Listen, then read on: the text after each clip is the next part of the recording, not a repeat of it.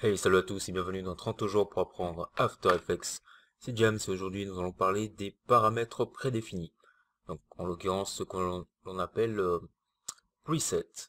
On va voir ce que c'est et à quoi ça va nous servir. Donc passons maintenant sur After Effects. Donc sur After Effects, les presets, qu'est-ce que c'est? Ce sont en fait des plugins qui sont enregistrés, donc des plugins que l'on aura modifiés.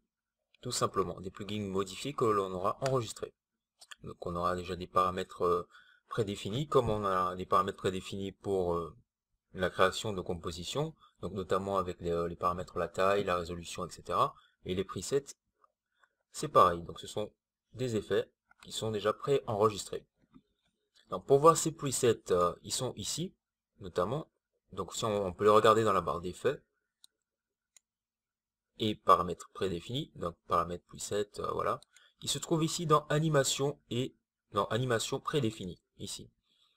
Donc on a des presets, on a les presets, donc les presets de base qui correspondent aux presets par défaut de After Effects et notamment des presets des différents plugins. Donc on peut trouver tout ceci à l'intérieur, il suffit de regarder et de chercher ce qui nous correspond, d'effectuer des tests, etc., etc.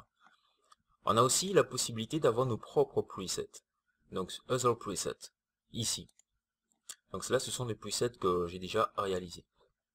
Donc si par exemple, je prends un preset, hein, tout simplement, donc Light Sweep, Light YP, je n'ai qu'à le faire glisser sur mon texte, et là, voilà, je vois, donc un changement s'effectuer. Donc le preset, en fait, il va garder en mémoire les images clés qui vont être créées, donc vous allez voir ceci dans le prochain épisode, et en fait nous permettre de les appliquer sur la composition, sur le calque que l'on souhaite, tout simplement.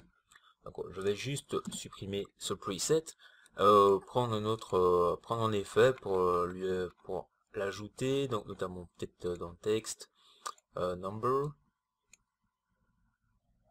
ouais on va prendre Arial. Voilà, donc j'ai ajouté le preset number, on va prendre type nombre, créer une image clé, peut-être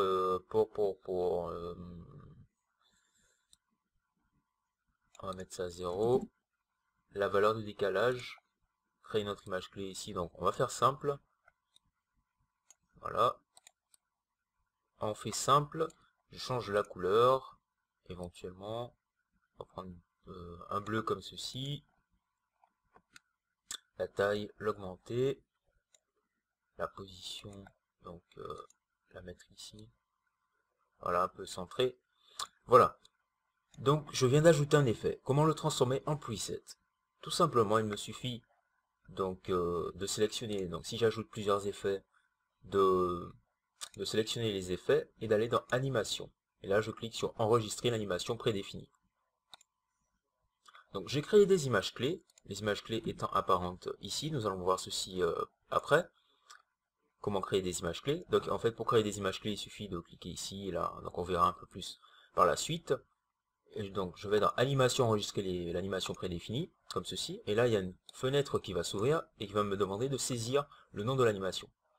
Donc je vais l'appeler number.